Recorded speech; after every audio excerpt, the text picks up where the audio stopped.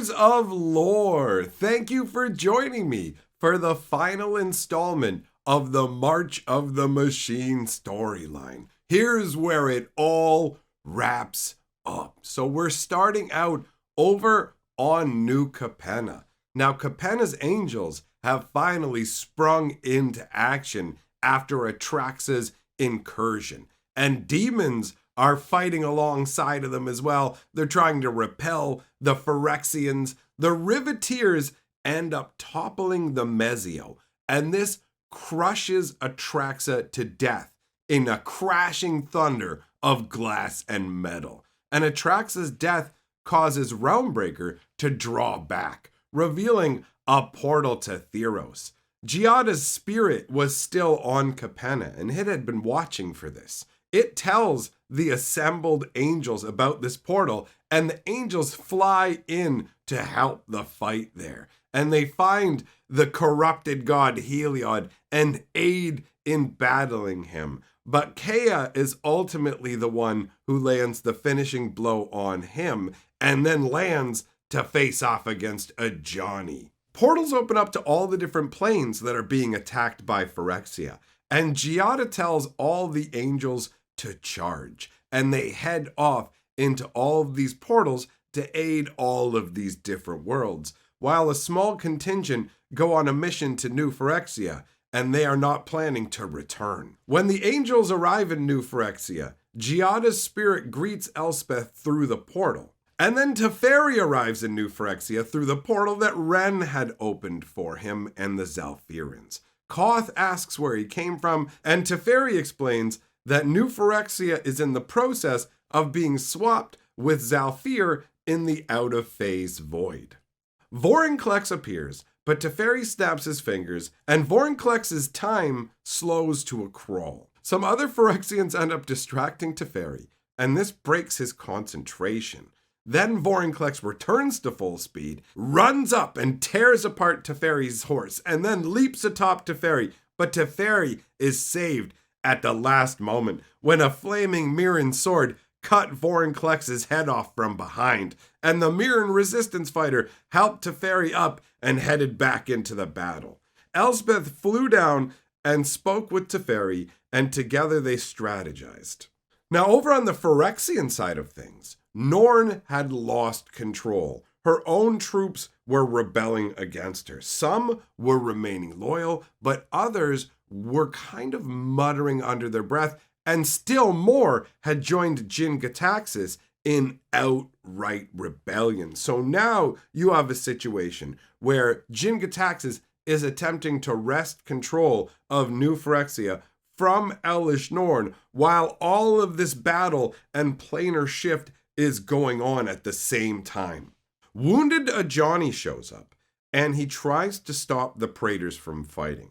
But Teferi has Ajani captured. And then Teferi launched an attack of his own at Jin-Gitaxias, smashing him down into a vat of his own newts that tore him apart and consumed him. Teferi tells everyone that they have to evacuate New Phyrexia because the planar swap is about to be completed. But there's a problem. Chandra doesn't want to leave Nissa behind. So Elspeth ends up knocking Nissa out so they can drag her out since Chandra won't listen to reason. Even though Jin-Gitaxias himself is dead, the Phyrexian infighting is ongoing, and Norn has lost all control. She's tearing into her followers, people who are against her, to the point where even her own followers start turning against her, and the Phyrexians all start to wail on Norn until she's basically left legless and slowly trying to crawl her way towards the portal to Zalfir. Everyone ends up evacuating from New Phyrexia with the exception of Karn, who has reformed himself a brand new body to go with his head. He walks over to where Norn is. He picks her up off of the ground, holds her up above his head, and literally disintegrates her into nothingness. Then Karn made his way back to the portal, and it shut. The swap between New Phyrexia and Zalfir was complete. With the death of Elish Norn and the removal of New Phyrexia, all Phyrexians in every part of the multiverse collapsed into comas. This included Ajani and Nissa. They were both rendered comatose as well. And Melira is dying, but she has a plan. Using the combined power of Karn, Teferi, Kea, and Melira, they can scrub the Phyrexian taint from Ajani and Nissa. It's risky, but it might work. They make the attempt, and it's successful, saving both of the planeswalkers and removing every trace of Phyrexian taint. Of Jason Vraska, there was no sign. Kaido and the Wanderer ended up over on Kamigawa repairing the plane. The strain of merging with Realmbreaker actually ended up killing Ren and turned her to ash. But Teferi found an acorn that held her spirit in the ash. He agonized for days on where to plant it, and then he realized he was overthinking it and walked until it felt right. He found himself on a grassy hill with a nice view of a village.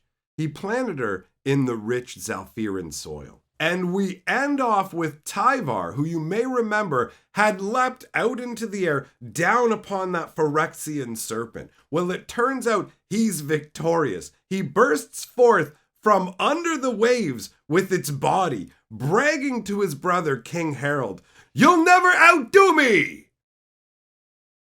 All right, my friends, that ends the March of the Machine storyline. It has been a wild ride. I hope you enjoyed it. If you like what we're doing here, you can support us by joining the channel membership or our Patreon. Big thank you to the channel's members and patrons. Now that this story is done, go and check out some of the other stories that are on this channel. We have newer Magic lore and some amazing older Magic lore. If you've never heard the Brothers War or the Time Stream storylines, you should definitely go check those out. Either way, thanks for coming by. And remember, my friends, lore is life.